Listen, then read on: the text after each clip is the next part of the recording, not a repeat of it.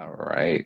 Hello, everyone, and welcome everyone to another great Career Quest session. Thank you for joining us from wherever you are calling in today. My name is Hank. I am an employee engagement manager on our career and professional development team here at WGU. And we are excited to have you join us today for a great session titled The Resilient Educator.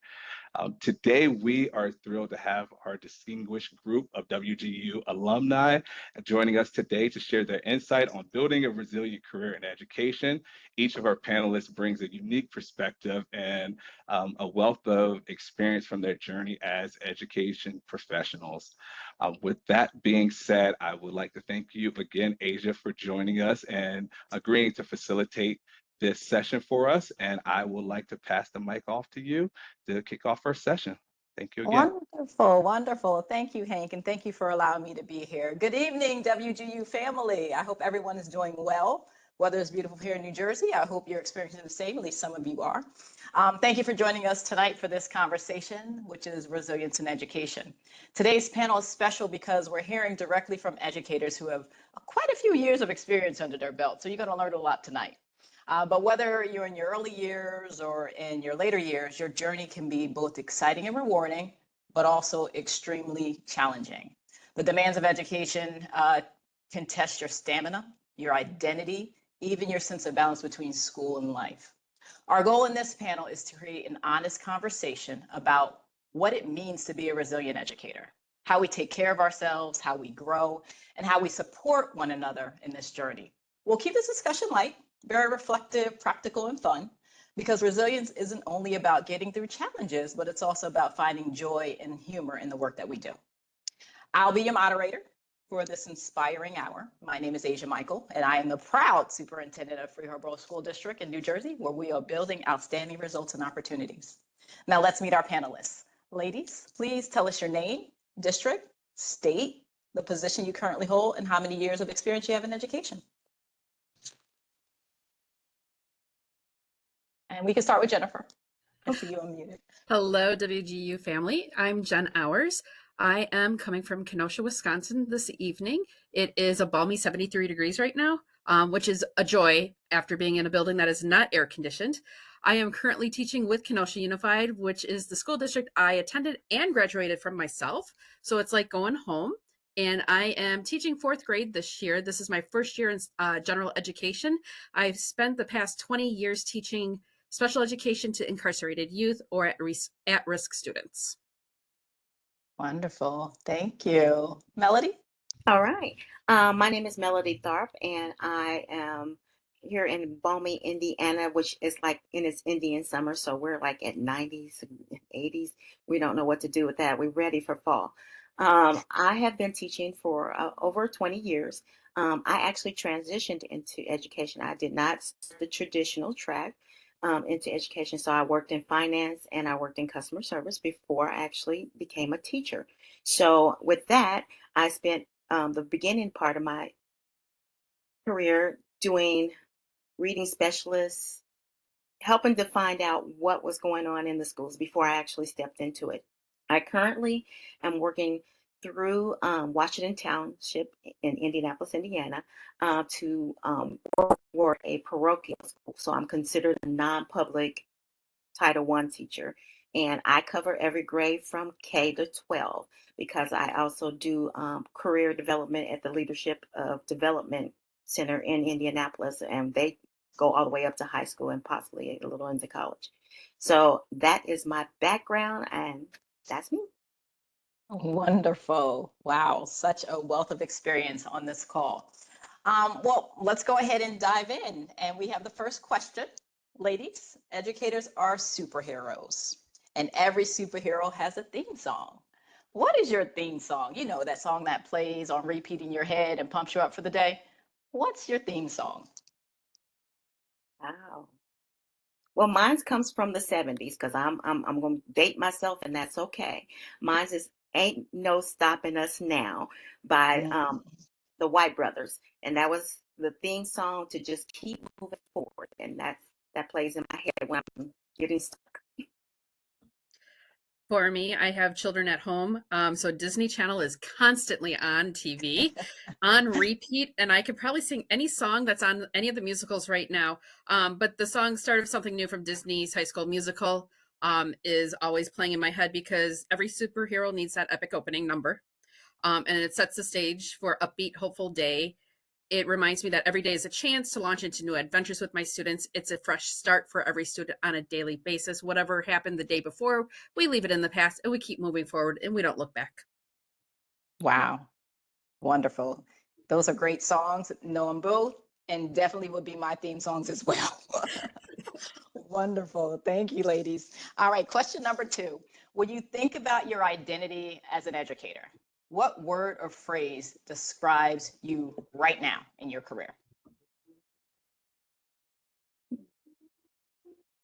For me, it was never really mentioned to me until recently, looking and talking to my family, talking to colleagues, but the word would be accomplished. I've earned myself 3 master's degrees, 2 of those with Western governors. I've been able to graduate with those, with family by my side. Recently, this past weekend, I received the 2020 one of the 2025 Distinguished Graduate Alumni Awards from WGU. This Thursday, tomorrow, I'm picking up another award for the Distinguished Alumni for UW Parkside here in Kenosha. But for me, it's continuing to grow my professional skills continuously because I don't want my students to fall behind on any of the new skills. Wow. And for you, Jennifer, if you don't mind me asking, that seems like a heavy lift, 2 master's degrees while teaching. How did you accomplish that? Oh, it wasn't easy because the first master's degree, I was also pregnant and bedridden. But WGU allowed me to be able to be flexible with my scheduling.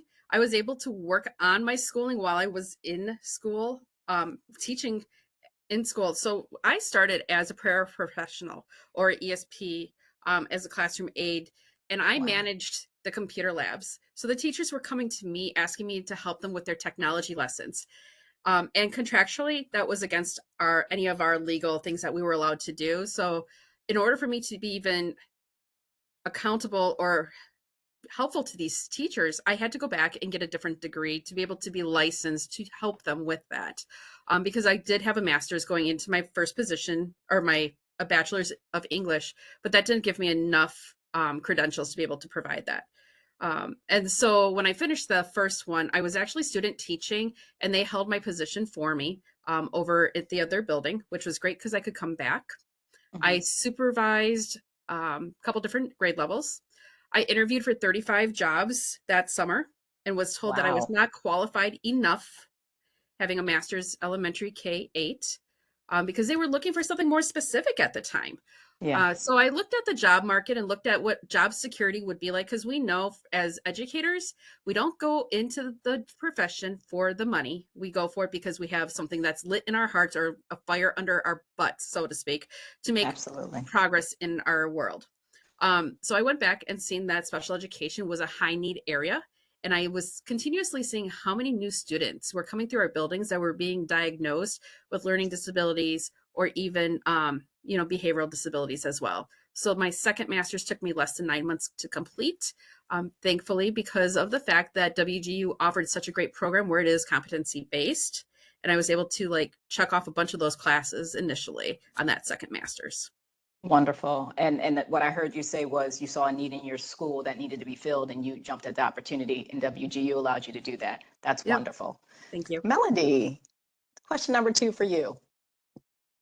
When Uh, you Oh, I'm sorry, go ahead. If you don't need me what to was the repeat it, you question can go ahead. again? I'm sorry. Oh, sure, no problem. When you think about your identity as an educator, what word or phrase describes you right now? Reflectively flexible is mine Ooh, now because I'm at a point where I have been the classroom teacher, I have been the paraprofessional, I have been the reading specialist, and now I'm at a point where I can give a little bit of that knowledge and experience back. So I work kind of in the on the sides to help, you know, beginning teachers. I actually act more like a SPED teacher because unfortunately, SPED teachers are going down in our area. So I have degree, and I have extensive math and science. So my skills I can test into um, work in other areas. So I've used that background to kind of help buoy and support the environment, not necessarily in the classroom anymore full time, but definitely still plugging in and giving everybody the best that I can and reflecting on myself. Where would I fit? What would be the best fit for the team? Because oftentimes, if I'm singly focused on me, I know where I want to go. But what would this team need? Do I need to step out more and show the leadership, or do I need to fade back a little bit and let them come and just be the advisor? So that's the kind of role I'm in right now. I love that. I love that. And as educators, we know we have to be flexible because we don't know what we're going to do from one year to the next, for sure. So jumping into that role and understanding what your district needs, just like Jennifer said, is absolutely important. Thank you for that. I love that. We'll go into question number 3, and Melody, we'll start with you. Teaching can feel overwhelming, as we know. How do you bounce back from a tough day or even after having a tough class? Well, to be very honest, when I first got into education, I wore myself out and Mhm. down. I did not have a go-to to recenter myself or to let the rage go out or whatever that was emotion that was taking me over. As I've gotten towards the middle part and the later part, I found out that I do have to step away from time to time. I do have to journal or write certain things down so that I can get them off of my mind because it makes it very hard to sleep. And so it's like, okay, that's not going to work. And another thing is, I had to find at least one or two people I could definitely connect with in my building because during the day, sometimes I just needed a soft ear to just listen and not judge, just listen and Mhm. let me um, find out where my emotions were going, where my thoughts were going.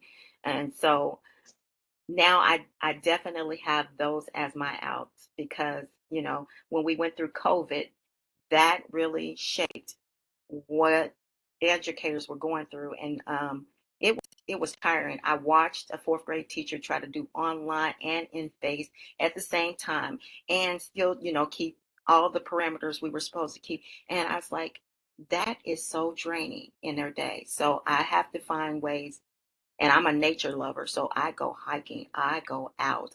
If I'm stuck in a building, I've eventually got to figure a way to get out. So those are my points that I have to know myself and I have to know what will help take me down or take me out of the mindset so that I can reset.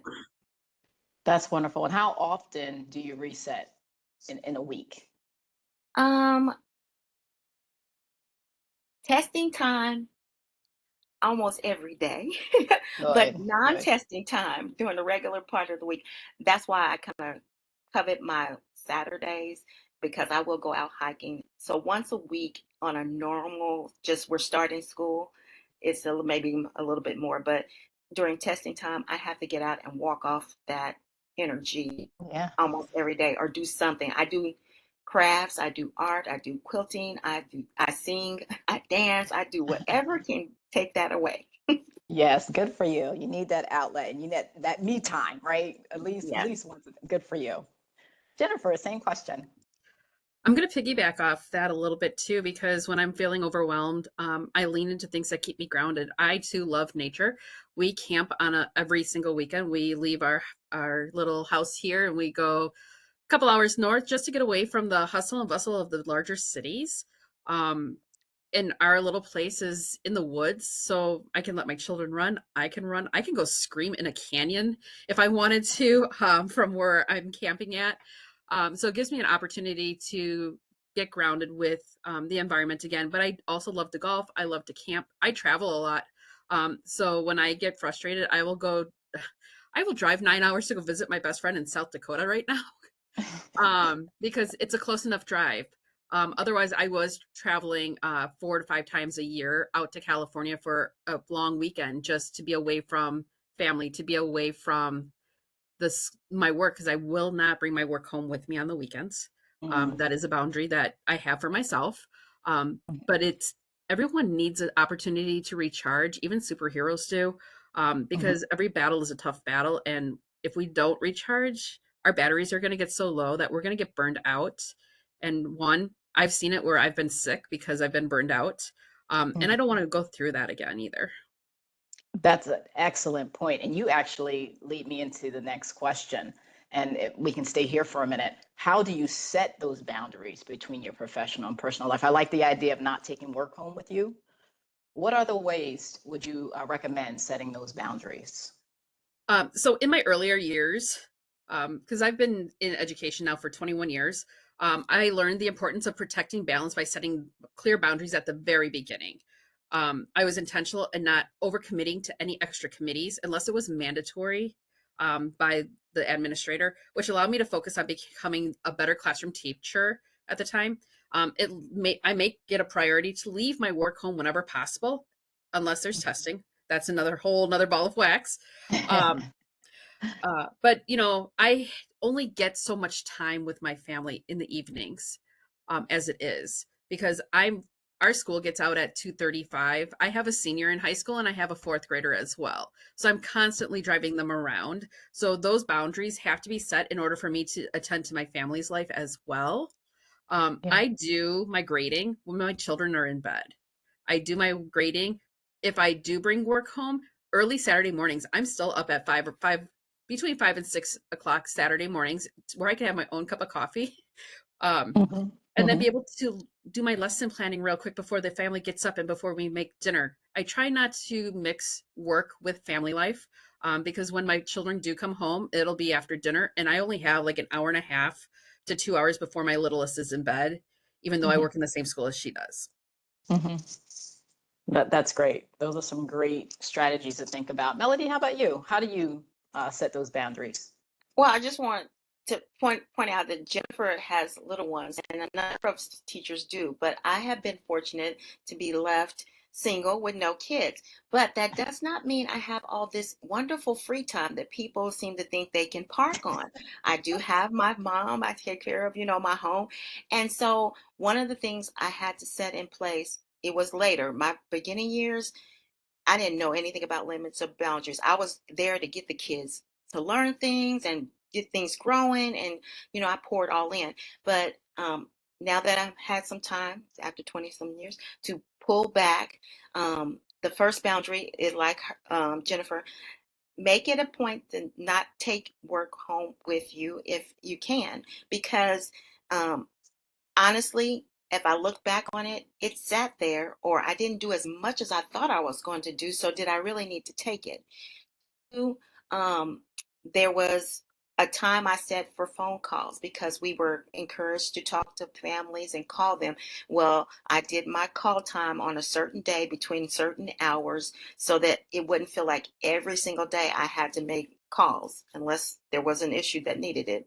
And then we also had to do home visits where we actually were mandatory to go out and contact our families and have meetings with them in their homes. So after we would do those, then I would definitely take um, some time to restructure another day so that I would still have my Mm, discretionary time for myself, because I understood the need to communicate, to engage, but that still meant that I had to set some things aside. And also just being flexible to understand where you are in life, because everybody has different things. Jennifer has children. I'm at the midpoint in life where I'm kind of caring for two generations or in between generations. mm, So if you're just starting out, then you have just primarily some of your own things to settle, then make it your things to do. But as you're moving in life and you're adding things on, you might have to adjust. You might have to look at different avenues of education. So some of us start out as classroom teachers, but as you hear, we've now morphed or swerved a little bit as we have looked at our life and where we can place ourselves. So that was the biggest thing for me.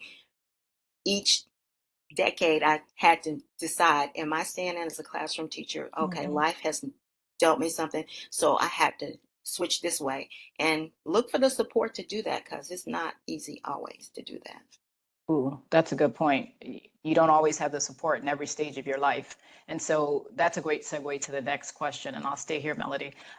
You kind of mentioned this before, but who or what do you lean on when you need encouragement or just even a different perspective on things? I kind of keep a couple of camps. I actually um, do lean on some older educators who are no longer in the classroom, but their experience in meeting some of the demands that they had to meet even in their time is very supportive to hear how they got through it. And then the walking or hiking group that I'm with, there's actually a number of educators in there, and that's where we're kind of comrades. So I get to hear from a rural teacher to a inner city teacher to a college professor, or adjunct professor. So I have that pool to pull from as well. But I also have my faith-based family, when I'm feeling that my spirit is low, then I need to plug into somebody who understands um, the drain on that, because some of these situations we encounter in schools can test your spirit, can test your Mm, soul, and you need to be able to let that out and have somebody at least acknowledge that that's there and maybe talk to you, pray with you, be there for you to kind of bounce things off on how you're going to go back in to reset. Because, there are many situations you might encounter and you're like, you honestly didn't think it would happen in a school or should happen in a school, but there it is. And then you need someone to help sound that off. And sometimes it's not a colleague because they're just as stressed or weirded yes. out by it as you are. So I have somebody that's not in education, I have some wider education, and then I just have some older education mates. And then I just have my friends from 30 years who know me, and they'll say, "That's how you're gonna handle it." But let me talk to you, and they can be real with me about, okay, that's not you, and that's not it. So I kind of keep different peoples around me. They don't Uh-huh. all have to know each other or be in the same pool, because I draw what I need from being interacting with them. That's wonderful. That's wonderful. Jennifer, same question. So, every superhero needs a team. Batman has Robin. Incredibles Uh-huh. have each other, Marlin and Dory, Marty McFly and Doc Brown. Okay, now that's getting old. But my biggest ally is my family, my husband. I married into a family of educators. My mother-in-law is a retired educator. My brother-in-law is an educator in Milwaukee. So I always have them in my corner. I'm always calling them like, let's go. What's really going on with our kids? Are your kids just as crazy as my kids? On the job, though, I have my grade level teammates are, there to bounce ideas off of, or just you walk in at your grade level lunch and you go, really? Did this just happen today? And they're like, yeah, it's crazy in our room too. So you're getting validated. Your feelings are validated when you have people that are able to sit there and listen to you. My bestie will just sit there and go, it's okay. I've got you. I've got you an ear. Do you need me to come see you? What's the deal? But they're a safe space after work. Um, and they just listen without judging, because they're not in the same role as we are, but they can just sit there and listen. And that helps recharge. But also, I'm a social media junkie as well. In the late evenings, I doom scroll, as they call it, every once in a while. And I have found some amazing social media individuals out there on TikTok and Facebook that just have some amazing and comical videos of like what it's going on in their classroom. I'm like, hey, I can relate to that. So it's just being connected all around and knowing who you can really go to be able to talk and not be judged by what's going on in your classroom, because sometimes there's not a whole lot of academics going on based on what happens throughout the day. That's great. That is excellent. And what I heard from the three of you, three things that I like was a huge support system you need to have around you to provide you that safety net, right? A safe place where there's no judgment, right? Because you have to be able to confide in people and get advice from people who aren't going to judge you and give you good advice. I love that Melody said, I have friends who know me, right? Who will make sure I don't make crazy decisions. Will hear me out, but say, hey, may want to rethink that. And that's how we definitely have people in our support system that we can lean on. That's wonderful. All right, so let's shift gears a little bit. What is one thing you wish someone would have told you about teaching? Jennifer, we'll start with you. Oh my goodness. That's like a loaded question in itself. Yes, it is.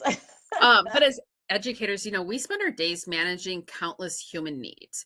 So I wish when I was starting out that somebody would have said to me, hey, it's not just about academics. It's about creating these little humans that are going to go out into society at some point and need to be able to be prepared enough to be able to be employable at some point. Because when, depending on the grade level, you could still be teaching them how to tie their shoes, which could take 20 minutes and you're going to be late to specials. Or it could be in high school where they're going to start talking back to you because they think they know the answer is correct and you're trying to get them to the correct way around of the thinking to be able to get to that answer. But it's constantly on the challenging days being able to stay grounded and offer consistency and care. For example, today I had a student who was struggling out on the playground, and it happened to be a ripple effect where ended up coming in and there was 5 other students. We stopped and we, instead of going into a reading lesson, we went into our social emotional learning lesson instead, because that's what was the focus to begin with.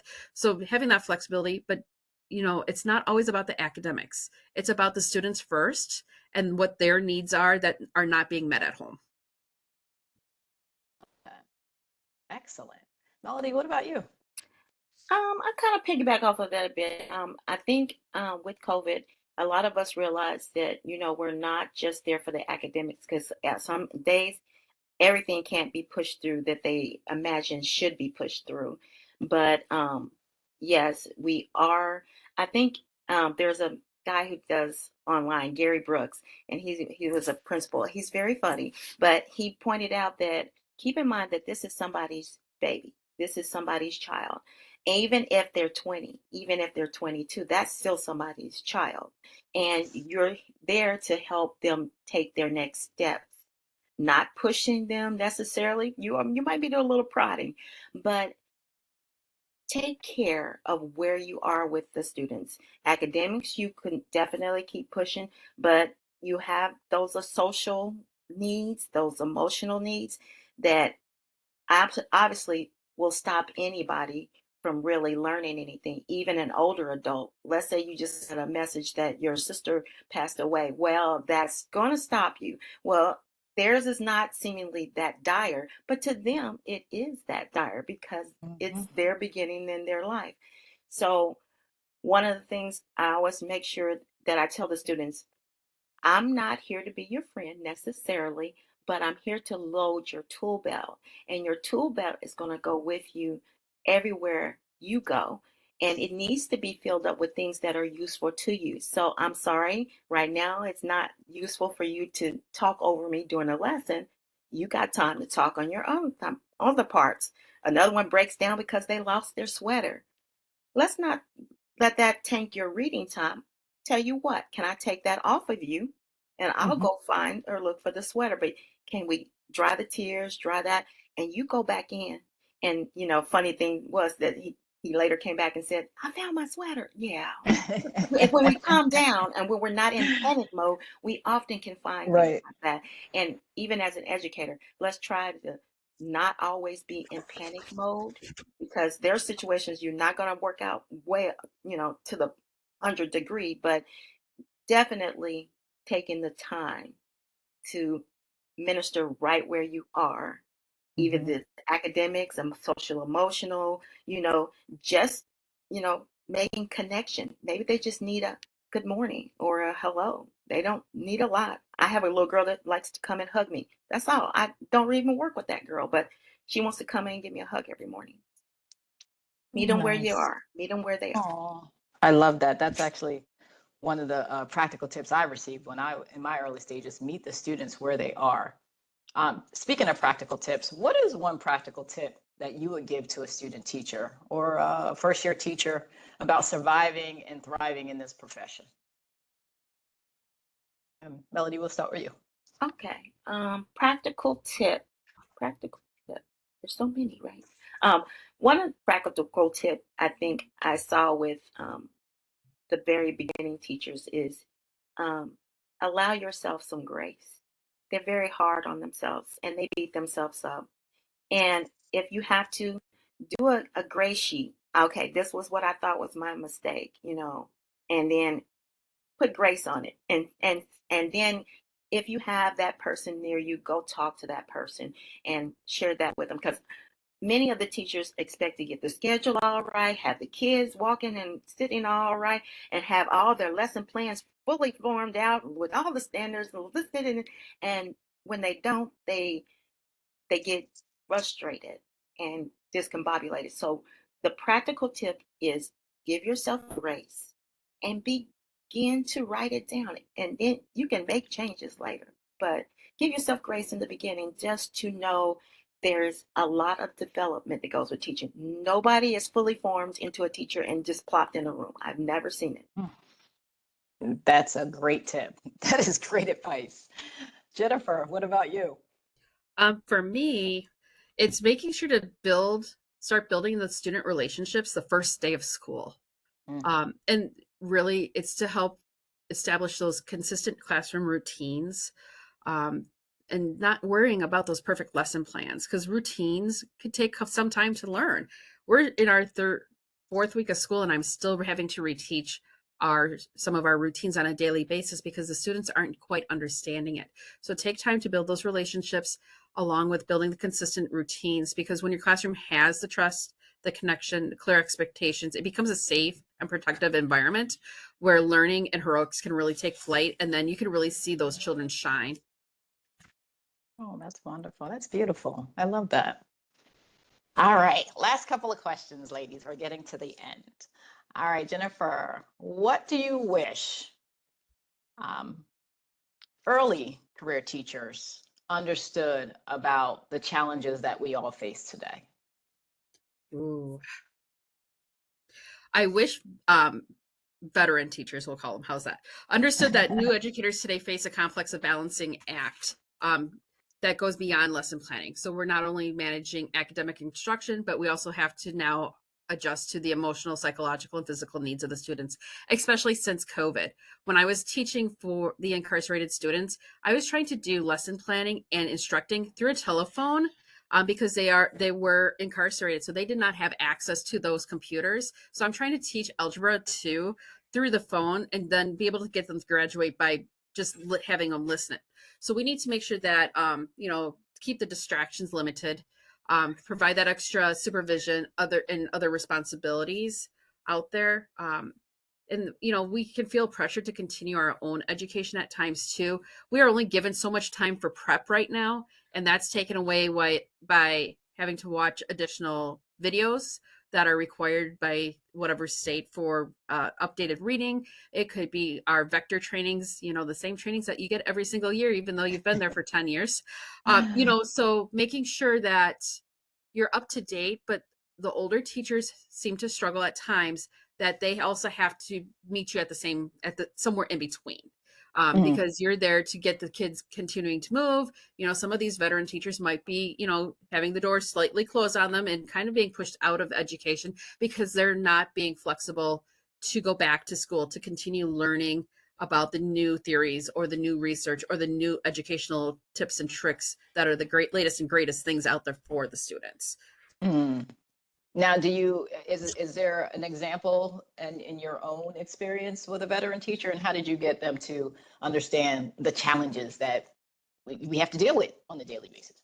I mean, I've been thankful and blessed that I have not necessarily had to come across a lot of veteran teachers that are a lot older than myself, only because our school district seems to struggle to continue on with keeping some of the older teachers. And it's, time. I'm seeing more and more younger teachers under 30 coming in. And my building right now, I think we brought in 8 new first-year teachers this year alone. So I'm the veteran teacher, but I'm still continuing to learn. You know what I mean? So it's kind of changing too a little bit where, since COVID, everybody's had to learn. But I offer opportunities to my colleagues and ask them, hey, if you need help with something, I'd be glad to come and show you a trick or a tip that worked with my students. Or do you mind if I come in and teach a lesson and you want to switch classes with me for the day or for that lesson so we can, flip flop? during our intervention time right now, so we have a hour every day where we are providing tier 2 intervention to our students. And my grade level, we decided that since I have a reading administration license for a reading specialist, I'm going to teach those students at that time that need the basic building blocks to our literacy program. So if they're reading in kindergarten, first or second grade, and they're my fourth grade student or the other teacher's fourth grade student, they're going to come to me. And then we switch halfway through, and I take the enrichment group for the math, and she teaches the basic needs for the math group. So, having that collaboration piece Yes. really is big there. Yes, that's great. Collaboration is a big key. It's very, very helpful. It actually helps you in those overwhelming times that we talked about earlier. Melody, I'm going to ask the question a little differently to you, if you don't mind. Okay. What do you feel is the biggest challenge in education today? The biggest challenge is seeing the worth in educating for everyone, and that includes the educators and the students. And because we are struggling so much in so many areas with like reading and things like that, as Jennifer pointed out, they come up with new things for you to go through and new things for you to learn. And some teachers, not even veteran teachers who have been there a long time, are just so tired and jaded because it seems like none of their efforts, nothing they're doing is, effective or not effective enough for society or their system. And everybody is feeling like we're pouring in, and in a good given day, we're reaching some kids, we're doing some things. Is the ball going to turn all the way over in that short amount of time? No, but finding the peace in continuing the work, because we of course now deal with what legislatures are doing. We're dealing with parents expectations on certain things, and then our own expectations. It's like, I've poured into this and none of the kids are moving, or something's not right. So what is going on? And being respectful of each other, because unfortunately across the board, people need to be respectful of everyone. I'm respectful of that 4-year-old that I might be working with, up to that 40-year-old co-worker, up to that 60-year-old administrator who has to try to put all of this together. If you can see yourself in those people, that's what we've been trying to teach the kids. If you can see some of you in that person, showing that level of compassion and understanding, it might take you a little longer to get somewhere than it might take someone. Does that mean you beat them up, you run them down, you push them? No. And the kids learn from the adults. And so that's why I brought this up, because some of the adults are so done with education for themselves in a respect that they walled off certain things, that they can't show even that compassion. And sometimes that extends to them not even showing compassion to the student who is supposed to be trying to learn it and might not get it perfect for a while. And yeah, the words that come out of our mouths during the day can kill or they can heal. And unfortunately, we've had to deal with more of them that can kill. And would it hurt you not to say this particular thing to a student that's struggling? Leave it for a moment. You might be surprised. Or that coworker that continually steps over you and demeans your lesson plans or your project that you're working on, you can walk away. You can go and grab another person to bandage that up and, support that another way. But if the community of the school does not extend that worthiness, compassion, and just the language of support we're all learning, then we run into what I experienced, where you're coming in and some of them are already angling for a job or a position without realizing all the work that has already gone before, and they can start tearing things down, or at least tearing you down if you let them. Don't let I love that. It's about creating that culture, right? That them. caring environment, that culture that the kids look at and learn from, We're models for Exactly. these kids. Exactly. I Mhm. love that, Miss Melody. Okay, we went a little deep there. Let's lighten it up a little bit. Let's lighten it up a little bit. All right, something fun. What keeps you excited, Miss Melody, about the teaching profession? What keeps that smile on your face and keeps you going every day? For me, it's the small moments. A parent that actually comes face to face to thank me for something I've done, or a child like the little girl who just wants to come and hug. That my presence there isn't based on always something I'm doing. I'm a person. We're in the same space, acknowledging each other, giving each other support. And that is what keeps me, even on the down days when I'm like, dang, nothing I did worked in that intervention group. What happened? And then I'll go and work either with another group of children or work with some adults on something. And a positive aha moment comes along. I'm like, yeah, that's why I was doing this for today. I don't know what that was early this morning, but hey, guess what? I got it now. And so when I have those small wins and just a child finally stop looking sour faced over reading and actually read a sentence and say, I read it. Small things. Small things. Yes. Yes. Celebrate those small moments. I love it. Jennifer, same question. What keeps you excited about the teaching profession? What keeps that smile on your face and keep you going every day? Sometimes it's just the funny stories that the students share on a daily basis. Sometimes it's just seeing their eyes light up when something finally clicks, whether it's that multiplication problem that they've been trying for the past 3 weeks to understand.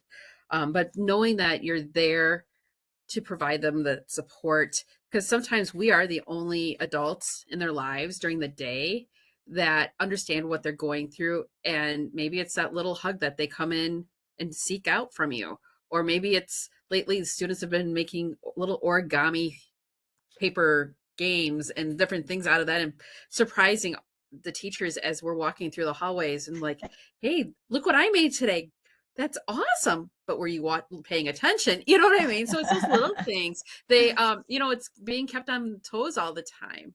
And having my own children going through the school system right now too, I'm watching one get ready to graduate in June, and I'm watching the other one just basically starting her educational career. Yeah. Yeah. And it's just interesting to see the two ends of the education spectrum right now in the house, which is keeping us going pretty good. Wow. Yeah. So not only at work, but you have it at home too, right? Yeah. That's wonderful. Wonderful. Okay, WGU family, that is the end of my line of questioning. So I'm going to open the floor to see if anyone has any questions. Actually, I'm going to turn it back over to Hank so he can help me with this segment. Yes, thank you, Asia. You did great. I definitely appreciate you guys for joining us today. A lot of great interaction and answering to questions. Definitely have me thinking maybe I'd get into education here later. But like Asia said, we would like to open the floor up for questioning. So if you would like to come off mute, please use the raise your hand function.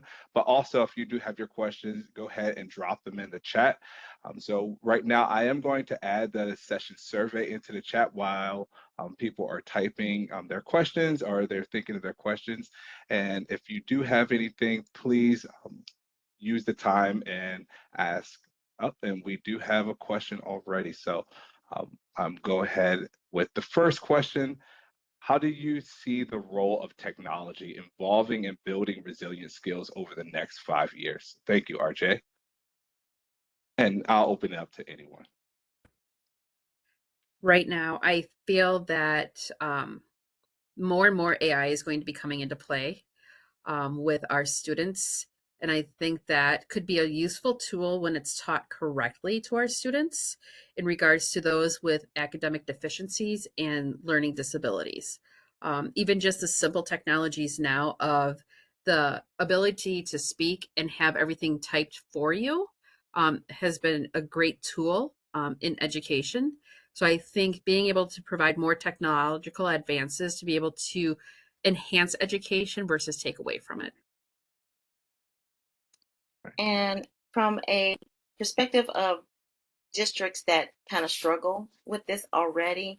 Technology could end up being a very unfortunate separator because the districts that are going to pay into that and build it up may see the benefits really a lot better. The areas like rural areas and certain inner city districts that just cannot put their hands to putting in technology are going to unfortunately struggle because um, just the simple act of having that talk to text would work with a number of autistic students and other students who have like just graphia. They just don't write exactly right.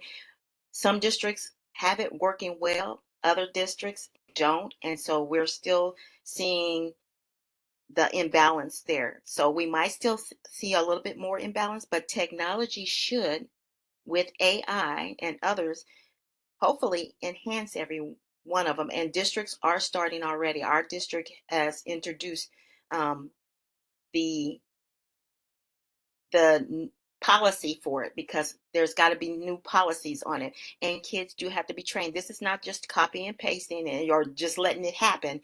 There is something about you putting some intellectual value into it, and you got to check it.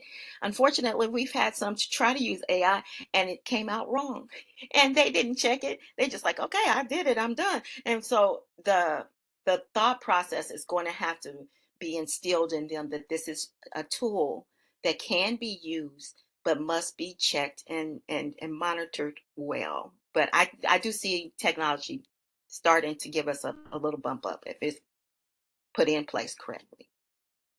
And I would say the resiliency part is being open and flexible, right? So we have to be open to the new technology. We have to be open for our students to use it because I have teachers now in my district who just like, oh my God, they're going to use it to cheat.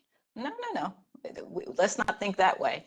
But also we ourselves have to be open to the flexibility because as Jennifer pointed out, it's ever changing.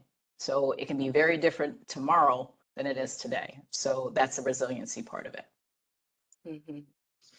I like that, Asia, just embracing technology. There's always going to be change there, but the way that you're able to embrace it and use it for the good versus kind of thinking about the negative effects that will come with using that new technology. Great. We have a question from Summer. It was mentioned that a master's degree was not enough to secure a position. Does anyone have any insight into teacher shortages or job availability? I'm in Southern California for reference. So I can speak to that as a superintendent. There's definitely a teacher shortage. As I know specifically in New Jersey, there is one well-known university in New Jersey who closed their whole teacher prep program in PE and health because they weren't getting enough candidates. So there's definitely a teacher shortage that we're going through. I was actually on a call. I'm in a lot of organizations, and one of my national organizations, I was actually on a call with a California superintendent who was talking extensively about teacher shortages in California. Don't know if it was Southern California. I don't know California, just to be honest. But definitely there's a teacher shortage. But what we also have to consider too is we're going to witness a lot of decline in enrollment nationwide because the birth rate is low. It is declining because people are having kids at at older ages. And also they're not having as many children. So my district alone, in the last 10 years, I've lost about 250 students, and that's a lot. So we're going to see that for a while. And with that, districts aren't going to be hiring a lot of teachers. So you have the shortage part in a lot of districts, but you also have the enrollment shortages, declines rather, where we're going to see that as well. So those two aspects that are kind of fighting each other right now. Asia, I'd like to ask, would you think it would be where they're gearing their employment to a general elementary teacher versus a middle school math teacher versus a high school English teacher? You'd have to be a little bit more specific. Everybody thinks education, just education, but that's where you need to kind of maybe tune into more Yes. specifically tuning yourself. Right. And it absolutely, if we look at the world today, right, we have a lot of students who are coming in who may not speak English well.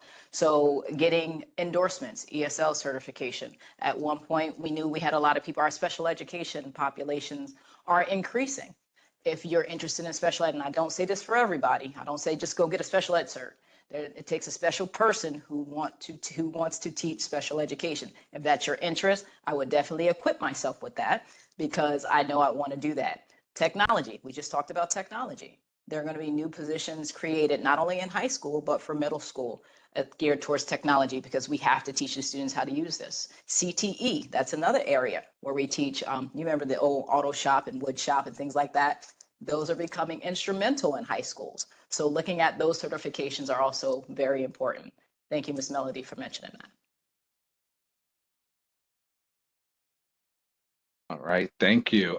So we do have another question from Nicole B. How do you handle difficult parents who just does not want to agree with your way? It's a great question. Open it up to anyone. I'll take that one to start with, I guess. Um, so being able to, I like to over communicate with my parents, over document everything, because you never know when someone is going to come back and, not want to agree with what happened or how you um, basically teach or how you grade things. We are talking about equitable education versus everything being equal and fair, but what works for one student is not going to work for another student. And being able to express that to a parent when things come up is really important, because differentiated instruction is a need in the classroom. So if one student is able to multiply without having to do arrays and another one can do it by grouping, it's okay. However, they get to the answer and the answer is correct, I'll take that from them. But being able to have that conversation, and if I have to, I will pull in administration with me, because they know what's going on in the classroom. They know what's going on with the student in regards to their education as well, and having them, because I know that they are there to be a backbone and help support myself in the classroom.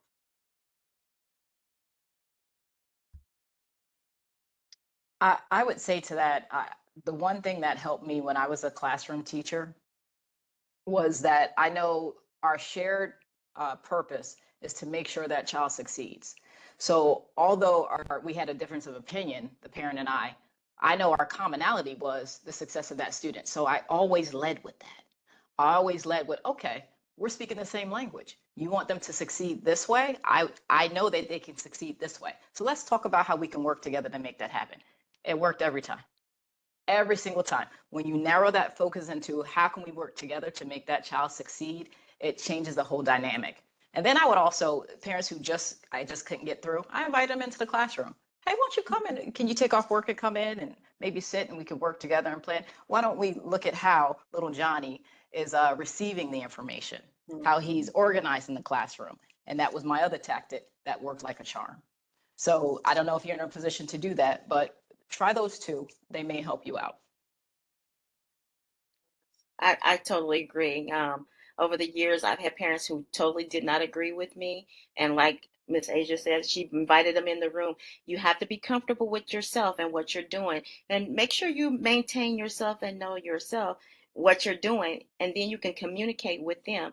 They may never see exactly what you're aiming for, but maybe they won't have to question your integrity on wanting to educate their child, because you might not come to a full point, but you can come to a hopefully an agreeable moment where this is one moment in your child's life. Your integrity is there. You're wanting their child to go. And some parents, I've had very high functioning parents who thought I was supposed to be giving division to second graders or something.